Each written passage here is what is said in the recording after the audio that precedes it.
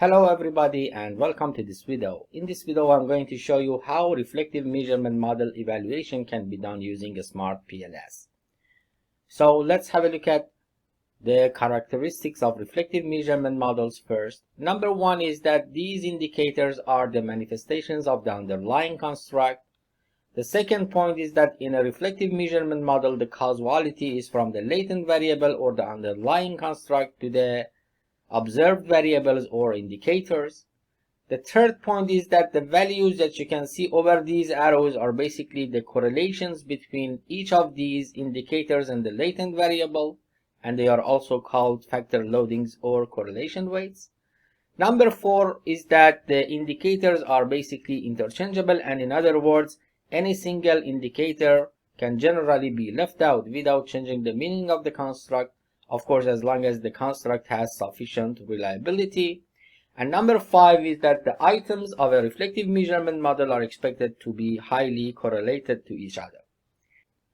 So in terms of reflective measurement model evaluation procedure, there are a few steps that you need to take, and basically these steps come from our article that was recently published and is accessible through this link.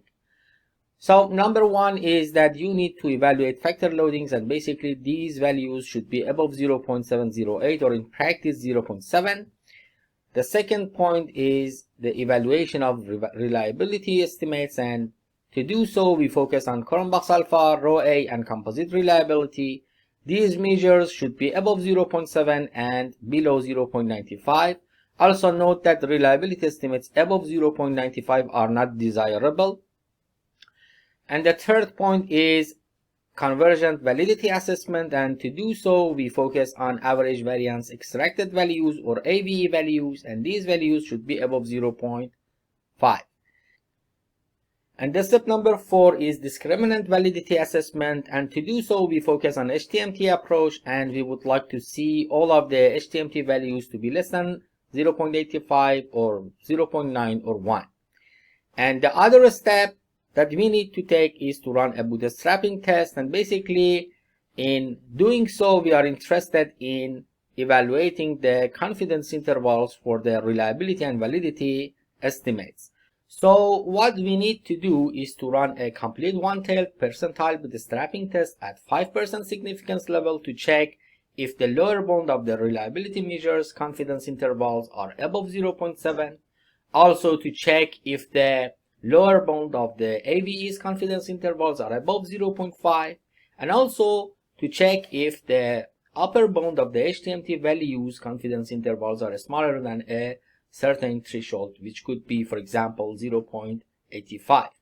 And the last step to take is to run a robustness check, and to do so basically you have to consider running a CTA PLS analysis. However, in this video I'm not going to show you how this type of analysis can be done, and possibly in the future I just make a video for this type of analysis.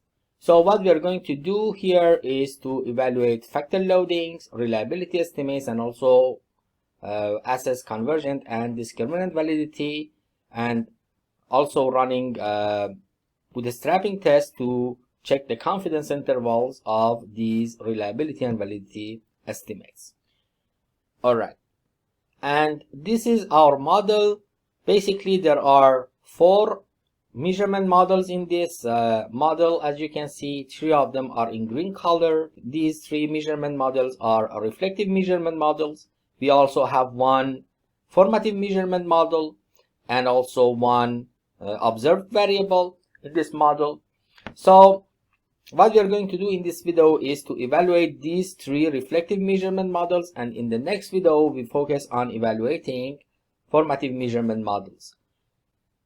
Alright, now let's go to a SmartPLS to specify this model and also evaluate reflective measurement models. Okay, now let me open my SmartPLS. Alright, now this is the main window for SmartPLS. You can see my projects here. Also I can draw my model in this area, and here SmartPLS will provide me with some information about my model and my analysis. So the first step to take is to create a new project. So let me just create a new project. The name of the project will be project A, and I just click on OK. And now you would see that under the Project Explorer section, one project has been created. And in this project, I have also one pass model. And if I double click on this link, I will be able to import my data into this project. So this is my data set in a CSV file which contains, and this CSV file contains 449 cases.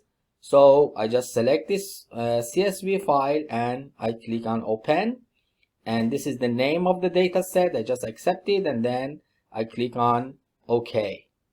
And now you would see that my data set is displayed under project A. You can also see the name of the variables in my data set and some descriptive statistics related to these variables. Also here you could see the sample size, which is 449.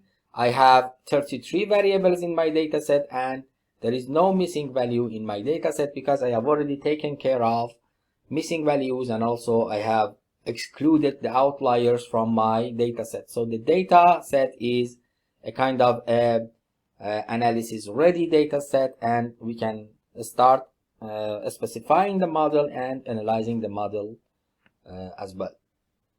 All right, now let me just close this, and in order to specify the model, what I need to do is to double click on this pass model that was created by default. So let me just double click on this, and in this canvas I will be able to specify my model.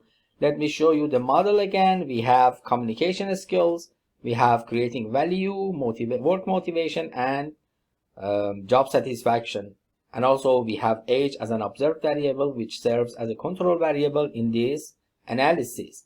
Note that communication skills is formative, and these three displayed in green are reflective measurement models. So let me just specify the model. All right, the first latent variable to be added to the canvas will be communication skills, and these are the 4 items for communication skills, CS1 to CS4. So what I need to do is to select the first one, then I have to press the shift button in my keyboard, and then I click on the last one, then I will drag and drop them here. And you would see that by default, when you add the items to your model, a reflective measurement model is created. But we know that communication skills is a formative measurement model, so I just right click on this measurement model and select this option, switch between formative, reflective. And now you will see that communication skills is a formative measurement model. Next, we have to add the second measurement model to this to our pass model, which is creating value. So these are the 4 items for creating value. I just select them, drag and drop them here, and it is a reflective measurement model, so we really don't need to change anything here.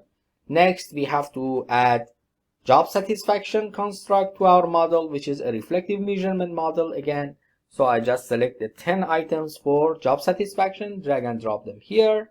I can also right click on this construct and select this option so that the items are displayed here.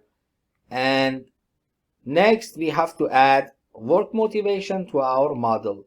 So work motivation in our data set has 11 items. I select them and drag and drop them here. Again, I right click on this construct and select align indicators top.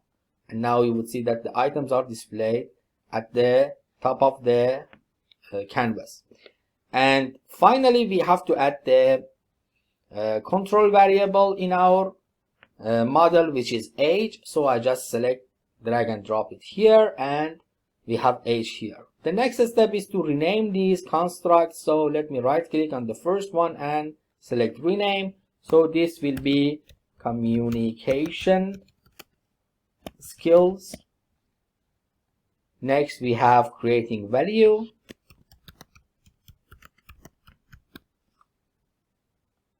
And then we have job satisfaction.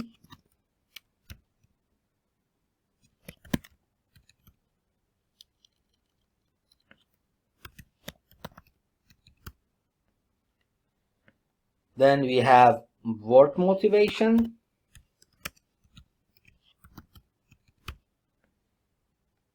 And we have age.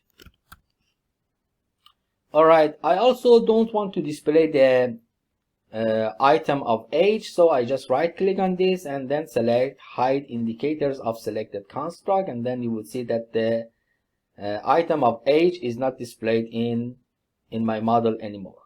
And now what I need to do is to click on the connect tool, and then I have to connect these constructs based on my model. So communication skills is the predictor of work motivation and also the predictor of job satisfaction. Creating value is the predictor of these two constructs.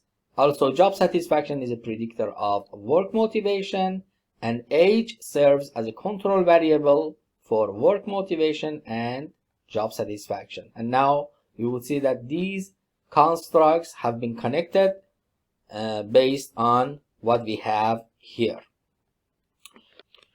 Alright, I can also change the theme of this model by clicking on more themes, then selecting black and white, and then clicking on apply. And now you would see that the model is displayed in black and white.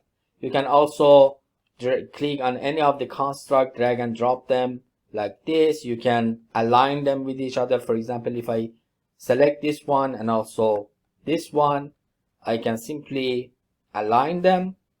I can also align these two. I just align them top, and this one as well as this one. I just select these two and I select this option. I select this one, and I select this option, and now you will see that our model looks very beautiful now. Alright, let me just save the model. And what we need to do is to run the model, because we need these factor loadings and also reliability and validity estimates for work motivation, job satisfaction, and creating value, because our aim here is to evaluate these three reflective measurement models. So to get the statistics, we just need to click on calculate, and then we have to select PLS algorithm. The good thing about the SmartPLS is that all of these defaults are the optimum defaults, and basically you really don't need to change any of these values here. So I just click on start calculation, and now in this tab you would see the results report. So on this in this area you also see a lot of links, and if I click on any of them, you would see the information that are beneficial for us to evaluate our model. So basically we are interested on factor loadings. So if I click on this link, the factor loadings will be displayed here. I'm also interested on construct reliability and validity measures. So to get the information related to Cronbach's alpha, row A, composite reliability, and also AV values, you can simply click on this link. And to get the information related to HTMT values, you can simply click on this link. And here you would see there are a few tabs, and this one is the tab that you have to click on so that you would see the HTMT values for your three reflective measurement models. Also note that if I click on this tab, I can see all of the factor loadings here for the reflective measurement models, and also I can see the pass coefficients as well as the R-square values for the dependent variables in my model. Let me just click on this, and I just drag it a bit here so that you could see the two regression weights here. Alright, now let me just save this. Alright, so if you look at this procedure, the first step is to check the factor loadings for our 3 reflective measurement models, and basically we would like to see all of the factor loadings to be above 0.708 or 0.7. So let me just start this job, the evaluation of their factor loadings by focusing on creating value. You would see that all of the factor loadings for creating value are above 0.7, and basically you really don't need to worry about the factor loadings here. Focusing on job satisfaction, you would see that I have a few factor loadings which are below 0.7. For example, this one is below 0.7. I have this one below 0.7 and a few other here. So I just select the first one and I right click on that. I just select the item here with the lowest factor loading, and then I right click on that and then select delete, so that this non-contributing item is deleted from my reflective measurement model. And now I have to run the model again to see the results. So I just click on this tab again, and again here you would see that this factor loading, which was below 0.7, now it is above 0.7. Here we have no problem, all of them are good. Still here we have problem. So this will be the next item that will be deleted from my model. I run the model again, and still these two are below 0.7. So this time I select GS9, I delete it from the model,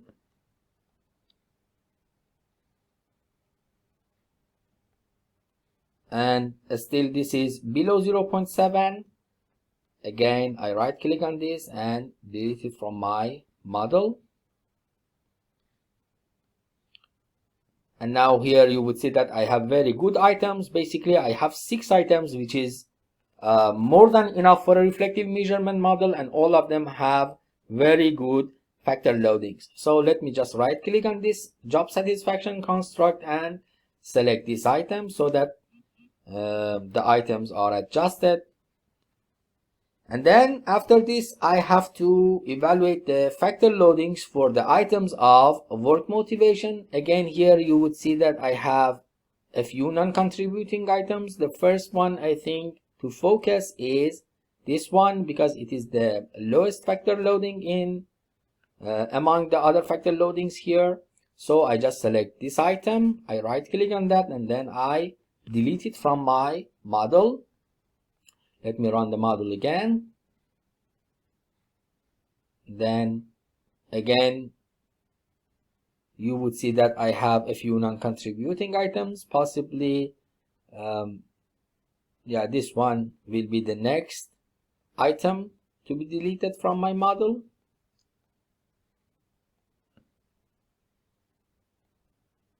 Alright, here we have this item which is problematic, and this one which is quite okay. Let me just delete this item first.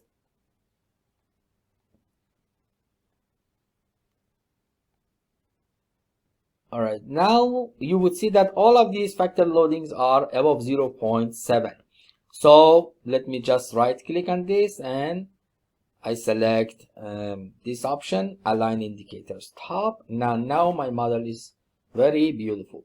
So you would see that all of these factor loadings here, the factor loadings here for work motivation, and also the factor loadings for creating value are above 0.7, and it means that this step has already been taken and there is no problem with the factor loadings. And then we have to check the reliability measures. We would like the reliability measures to be above 0.7 and preferably less than 0.95.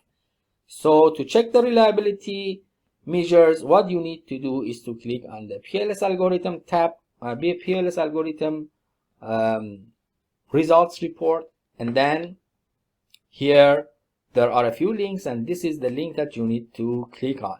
And again you would see the composite Chromebox alpha statistics for your reflective measurement models, row A, composite reliability, and average variance extracted, or AVE values. Note that we are only interested on these statistics for our reflective measurement models, and basically you would see that these statistics are not by default generated for communication skills, for example, because this is a formative measurement model. Also for age, which is an observed control variable, all of these statistics are 1. Basically we don't care about these two, and these are the reflective measurement models in our past model, and you would see that all of these reliability measures are above 0.7 and none of them are greater than 0.95, which means that the reliability estimates are very good.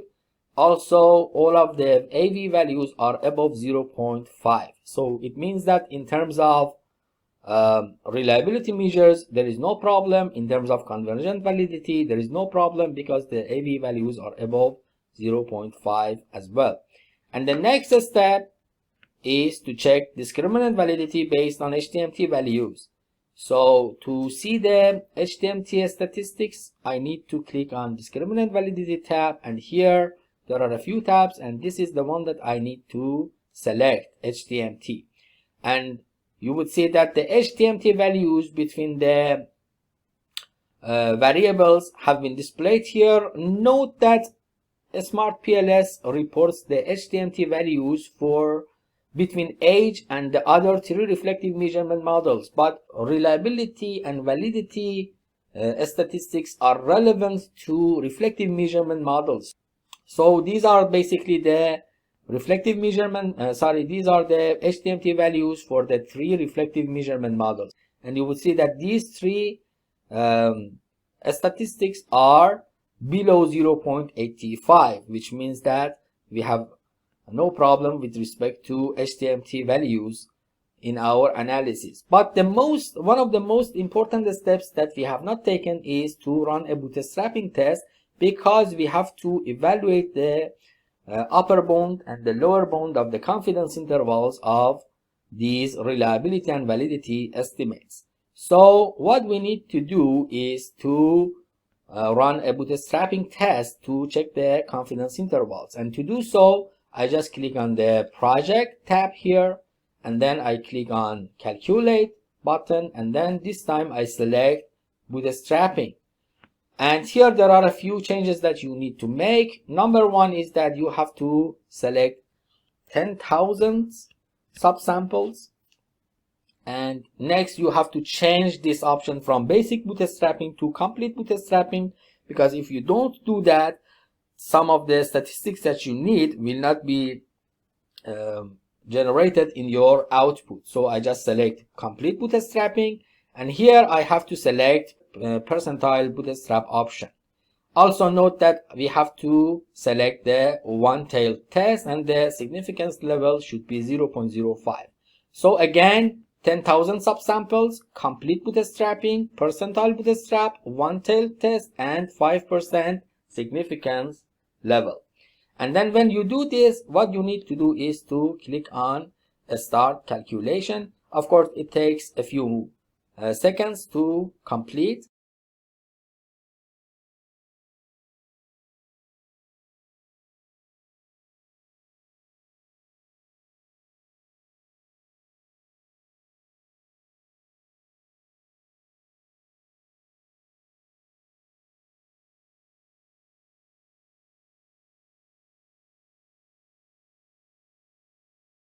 Okay, and now this is the results of our bootstrapping test. To see the confidence intervals for any of these statistics, AVEs, composite reliability statistics, row A values, or Cronbach's alpha statistics, you can simply click on these links. For example, let me just show you the confidence intervals for the AVE values.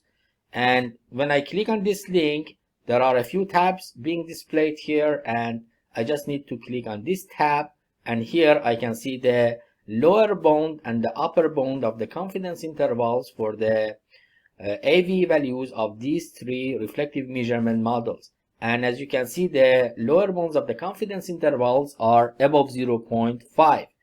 Regarding composite reliability, I am interested in having the lower bounds of the confidence intervals to be above 0.7, and preferably these upper bounds of the confidence intervals should be less than 0.95, which is the case here. And for the row A, we have the same situation. You would see that the lower bounds of the confidence intervals are above 0.7, and regarding Cronbach's alpha, again you would see that the lower bounds of the confidence intervals are above 0.7. And with respect to HTMT, the confidence intervals for the HTMT values, you can simply see the confidence intervals here. When you click on this link, in the very first tab, you would see the confidence intervals, and what you need to focus on is to focus on the confidence intervals for the HTMT values between the latent variables, or between, in fact, between the reflective measurement models. So here, this is the confidence, this is the lower bound and the upper bound of the confidence interval for the HTMT value between job satisfaction and creating value. Here we have the lower bound and the upper bound of the confidence interval for the HTMT value between creating value and work motivation, and here we have the lower bound and the upper bound of the confidence interval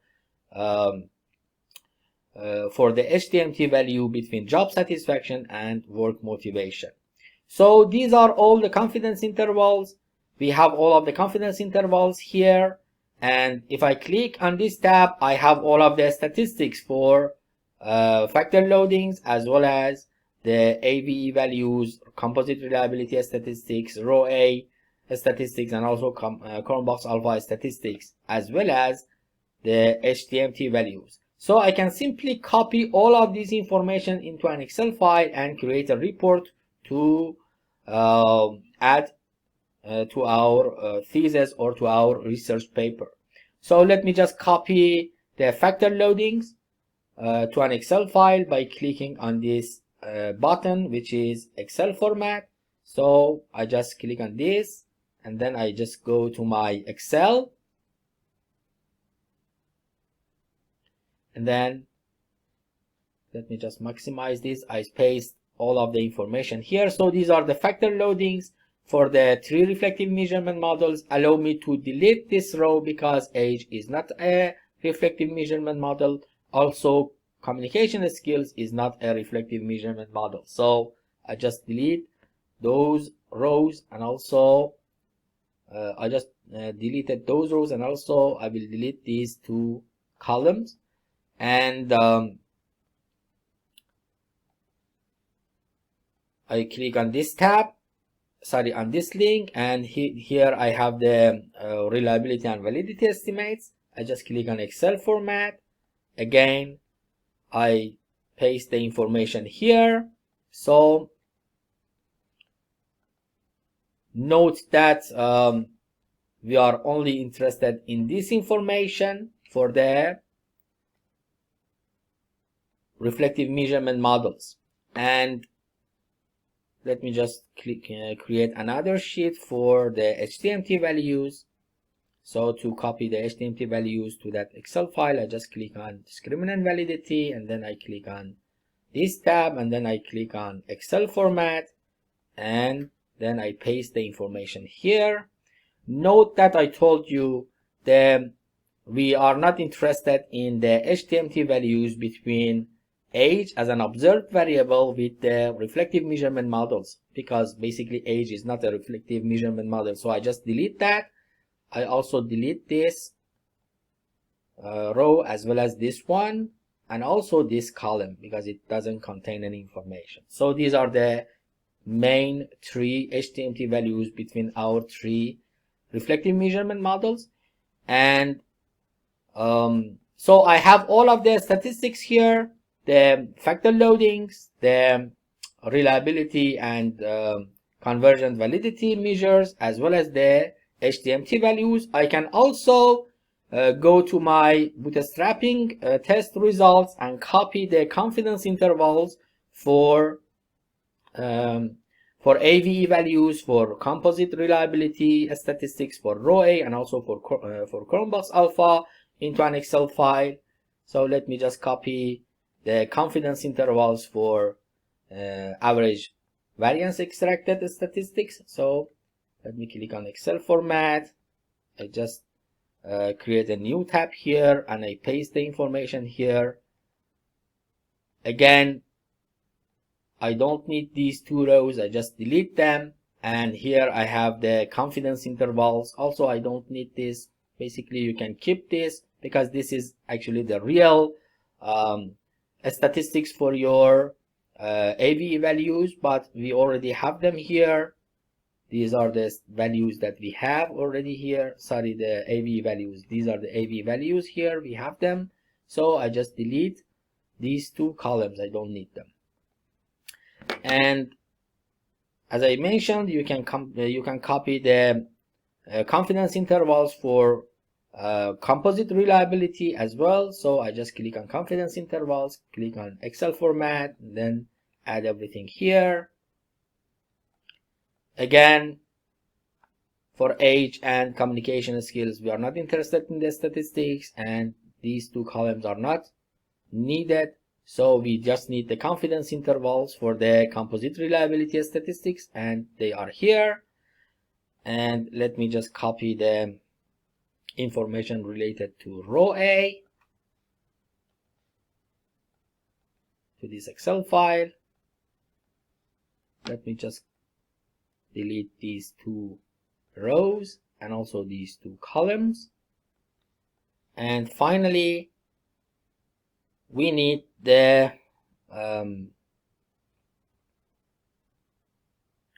Chromebox alpha confidence intervals. We just add them here.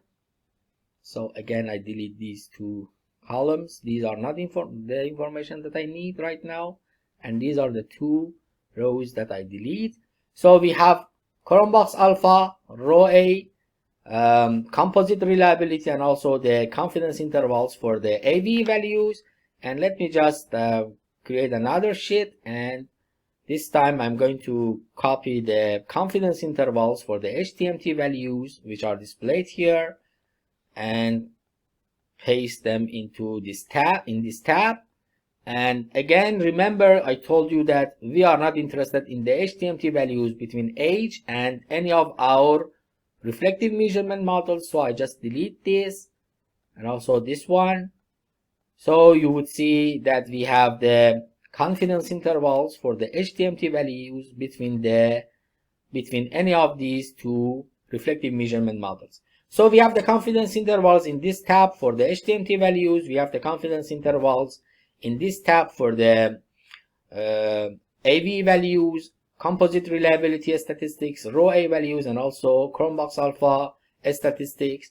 We also have the HTMT values for between our reflective measurement models here, and also the factor loadings and Chromebox alpha, row A, composite reliability, and average variance extracted values in this tab. And what I need to do is to combine this information to create a good and informative table, so that you can add it into your article or into your thesis. And I have already done this. Let me just show it to you. So this is how you need to report your results in terms of reflective measurement model evaluation.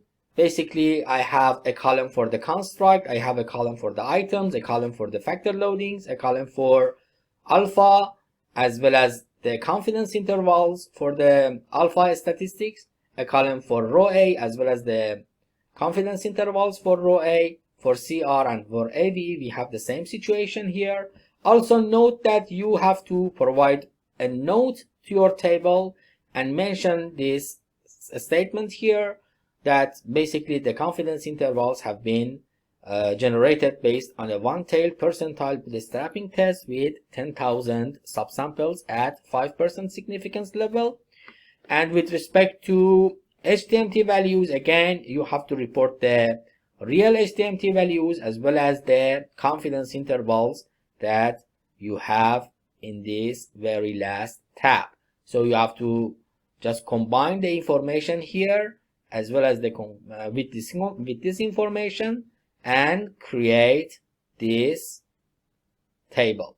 So for reflective measurement model evaluation, basically the results can be reported in two tables. In one table we have the factor loadings and alpha, rho A, CR and AV values with as well as their confidence intervals, and in one table you have to report the HTMT values and their confidence intervals as well. Make sure that you also add this note that the confidence intervals have been generated based on the one-tailed percentile bootstrapping test with 10,000 subsamples at 5% significance level. Basically, this is what we have done in our recent article. Let me just show it to you. So this is a recent article, and in writing this article, in analyzing the data, we followed the same procedure, and let me just show you how we have reported the statistics related to factor loadings, alpha, rho A, CR and AV. You would see that we have exactly reported the same information, all of the factor loadings, the reliability and validity measures, and their as well as their confidence intervals.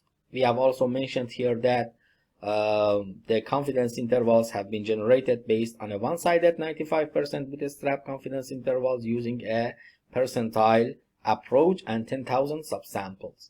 With respect to HTMT values, let me just rotate this. You would see that again for our reflective measurement models, we have reported not only the HTMT statistics but also the confidence intervals, and we have also added a note here that the confidence intervals have been generated based on a one-sided 95% bootstrap test using the percentile approach and with 10,000 subsamples. So this is how you can very transparently and precisely report all of the statistics related to reflective measurement models in your PLS-PAS model. Thank you very much for watching, and I hope you like this video.